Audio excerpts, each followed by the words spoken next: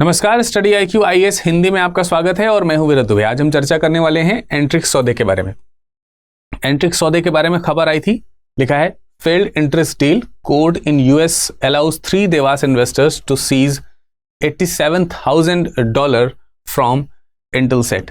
तो ये एक एक डील के ऊपर है, जो कि डील जो है वो कैंसिल करी गई थी भारत की तरफ से। उसको लेकर के कुछ विवाद हुए थे।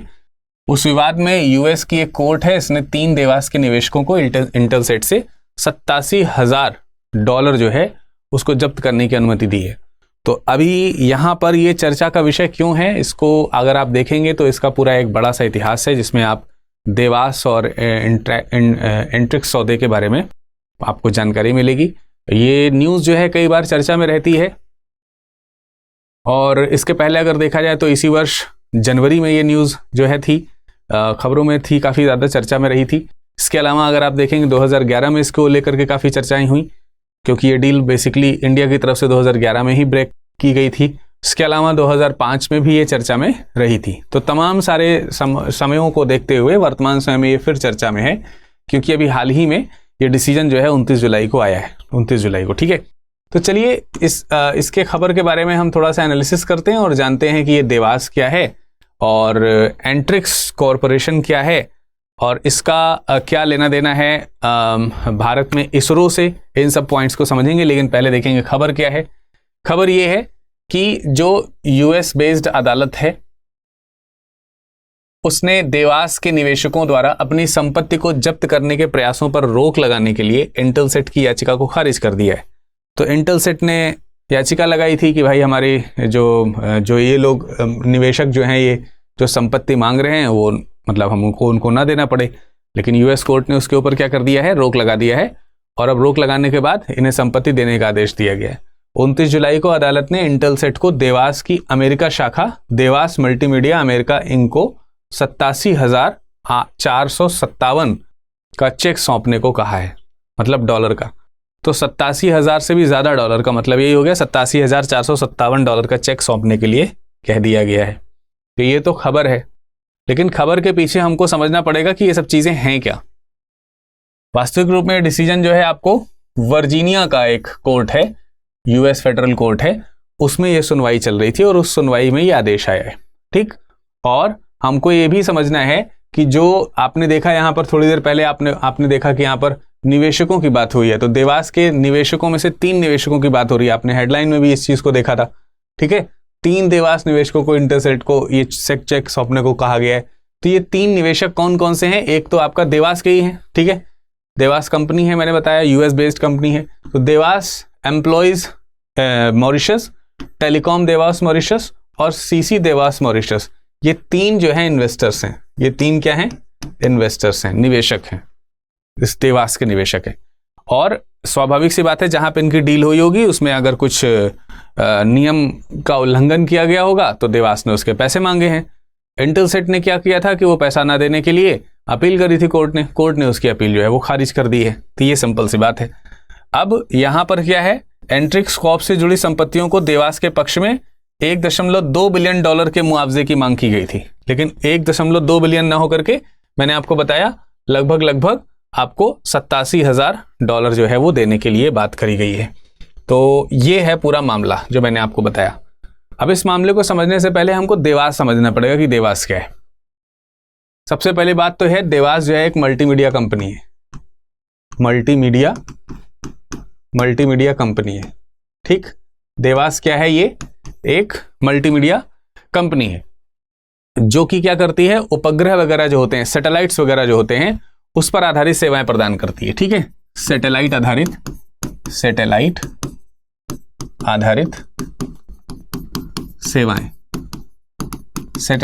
सेवाएं प्रदान करती है। तो ये तो हो गई कौन? ये तो मैंने जानकारी दी आपको देवास के बारे में। ठीक, ये देवास कंपनी के बारे में। एंट्रिक्स क्या है? एंट्रिक्स एक दूसरा पक्ष है। एंट्रिक्स जो है ये भारत सरकार का कह सकते हैं एक स्वामित्व वाली कंपनी है। एंट्रिक्स क्या है? भारत सरकार के स्वामित्व वाली कंपनी है। ठीक, ये कंपनी किसकी है? भारत सरकार के स्वामित्व वाली कंपनी है। और ये कंपनी क्या करती है बेसिकली, अगर देखा जाए तो ये एक प्रकार से इसरो की व्यावसायिक शाखा है। ये क्या है? इसरो। अब देखिए इसरो का रोल यहां पर यही इसीलिए ही है, इसरो की ये क्या है, एक प्रकार की व्यावसायिक शाखा है। और जो उपग्रह वगैरह लॉन्च किए जाते हैं, जैसे इसरो की तरफ से कोई उपग्रह लॉन्च करना है या फिर कोई कंपनी है जो उपग्रह लॉन्च कराना चाहती है, तो इसरो की सहायता से लॉन्च किया जाएगा। तो उसमें जो टेक्निकल सपोर्ट है वो देने का काम करती है ये इसरो की तरफ से। टेक्निकल जो तकनीकी सहायता है, तकनीकी सहायता जो है उसको प्रदान करने का, सहायता प्रदान करने का काम ये करती है। तो एक पॉइंट तो आपको ये समझ में आ गया कि एंट्रिक्स क्या है, देवास क्या है। अब ये एंट्रिक्स देवास समझौता क्या है, या फिर जो सौदा हुआ था वो क्या था। एंट्रिक्स देवास जो सौदा है ये 2005 में हुआ था। ये डील जो है वो कब हुई थी?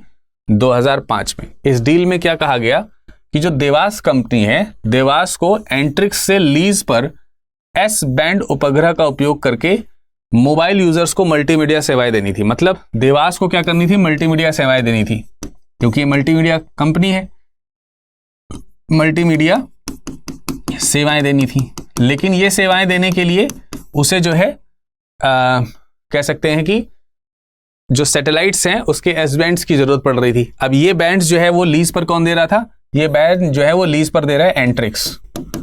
ये बैंड जो है वो लीज पर कौन दे रहा है? एंट्रिक्स दे रहा है। तो अब ये भी बात आपको समझ में आ गई होगी, ये दोनों चीजें समझ में आ गई।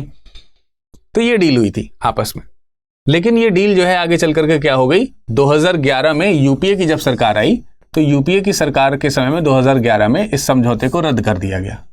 कारण ये बताया गया कि इसमें नियमों का पालन नहीं हो रहा है, और जो हितों के आपस के जो हित हैं और जो पक्ष हैं वो एक दूसरे से टकराव की स्थिति में है। वित्तीय कुप्रबंधन है, यानी कि फाइनेंशियल मिसमैनेजमेंट है।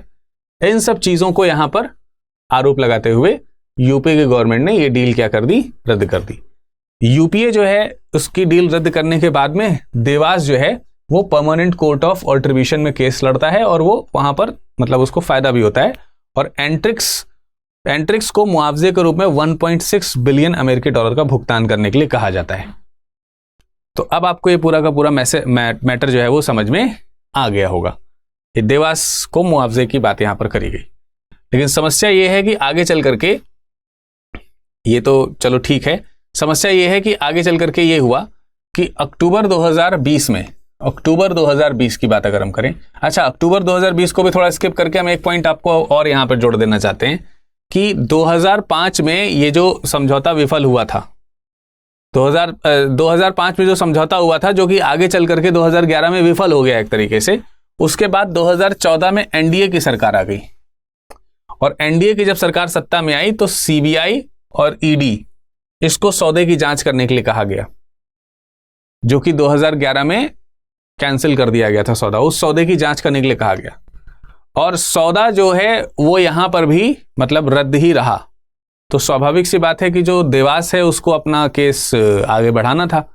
तो उसमें आगे किस तरीके से बढ़ा है केस, उसके बारे में यहां पे बताया जा रहा है कि अब इन्होंने क्या किया, देवास ने क्या किया। देवास ने 3 जनवरी 2022 को देवास ने घोषणा कर दी कि उसे ऑर्डर मिल गया है, और यह आदेश जो है वो एयर इंडिया की 30 मिलियन अमेरिकी डॉलर की संपत्ति को जब्त करने की अनुमति देता था।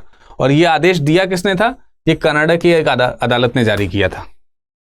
अब मुद्दा जो है ये कनाडा की अदालत का जब हो गया, तो हमको यहां पर यह समझना चाहिए कि जब मुद्दा जो है कनाडा की अदालत का हो गया, तो अब ये केस पहुंच गया कनाडा, या यूं कह सकते हैं वहां से फिर ट्रांसफर होता रहा, फिर कनाडा से अमेरिका में, और ऐसे करके अलग अलग जगहों पे वो चेंज हुआ। और वो कैसे चेंज हुआ उसके बारे में भी हम बताएंगे। अब आगे का खबर ये है कि निवेशक जो है वो यूएस में एंट्रिक्स कॉर्प से जुड़ी संपत्ति को जब्त करने की कोशिश कर रहे थे। जो निवेशक हैं वो किसके हैं? मैंने आपको थोड़ी देर पहले बताया कि निवेशक जो हैं वो देवास के हैं, और देवास के जो निवेशक हैं ये यूएस में एंट्रिक्स कॉर्प से जुड़ी संपत्ति को जब्त करने की कोशिश कर रहे थे, जिसमें उन्होंने डिमांड जो है 1.2 बिलियन डॉलर की रखी थी कि कंपनसेट किया जाए। अब देवास के पक्ष में हो सके। अब देखिए आईसीसी जो है उसने क्या किया, 14 सितंबर 2015 को निर्णय दिया कि भारत में जो डील 2011 में रद्द हुई है उसके खिलाफ जो केस है उसको हम ट्रांसफर कर रहे हैं, और ट्रांसफर करके इसको वाशिंगटन ले जाया गया। कहां ले जाया गया? वाशिंगटन ले जाया गया।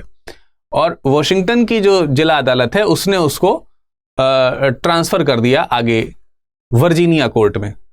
कहाँ पे ट्रांसफर कर दिया? वर्जीनिया कोर्ट ने। और वर्जीनिया कोर्ट ने अभी जो खबर आज हम लोग जिस पे चर्चा कर रहे हैं, आप शुरुआत में देखोगे तो ये वर्जीनिया कोर्ट का ही यहाँ पर आपको ये देखने को मिलेगा कि ये डिसीजन जो है ये किसका है? वर्जीनिया कोर्ट का ही है।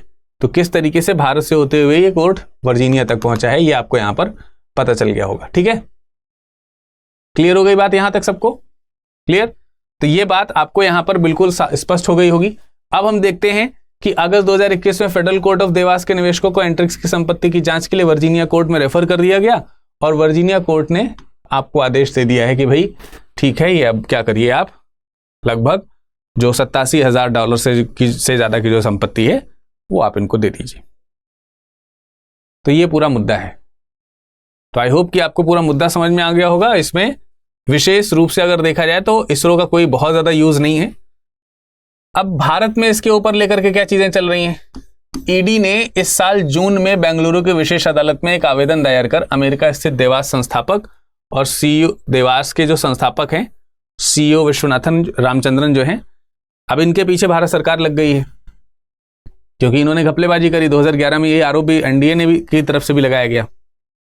तो सीईओ रामचंद्रन जो हैं वो भारत में आकर के केस को डील नहीं कर रहे हैं। अब इसमें थोड़े से इंटरनेशनल कह सकते हैं कि बाउंडिंग्स भी हैं कि एक कोर्ट का नियम दूसरे कोर्ट में, दूसरे देश के कोर्ट में बहुत ज़्यादा इंटरफियर नहीं करता है। तो ये अपने देश में इसीलिए लड़ रहे हैं, अमेरिका में चला रहे हैं। तो डील भारत में करने आए थे तो इन्होंने इनको क्या कर दिया? आर्थिक रूप से भगोड़ा अपराधी घोषित कर दिया है। तो अभी देखते हैं इसका आगे क्या रिजल्ट निकलता है, आगे इसको कहाँ पे चैलेंजेस किए जाते हैं, फाइनली कितने रुपए कह सकते हैं कंपनसेशन में जाएंगे या नहीं जाएंगे, या फिर ये मामला भारत में वापस लेकर के आया जाएगा। इसके ऊपर आगे कोई खबर आएगी तो उसके ऊपर हम लोग चर्चा करेंगे। तो फिलहाल ये एंट्रिक्स डील जो है वो किससे संबंधित है, एंट्रिक्स क्या है, देवास क्या है, इसमें इसरो का क्या रोल है, और डील कितने की हुई थी, कब हुई थी, किस गवर्नमेंट के समय में हुई थी, इत्यादि जो है आपको थोड़ी जानकारी रखनी चाहिए अगर इस तरीके के पैटर्न एग्जाम में क्वेश्चन पूछे जाते हैं। तो आगे जब ये खबर अपडेट होगी तो फिर हम आपके सामने उपस्थित होंगे। तब तक के लिए आप इसको रिवाइज करिए और इससे संबंधित जुड़ी जो भी चीजें हैं, खबरें हैं, वो आप ले सकते हैं और इस लेक्चर का PDF यहां से प्राप्त कर सकते हैं। आज के सेशन में फिलहाल इतना ही, मुलाकात करेंगे अगले सत्र में। तब तक के लिए नमस्कार, धन्यवाद।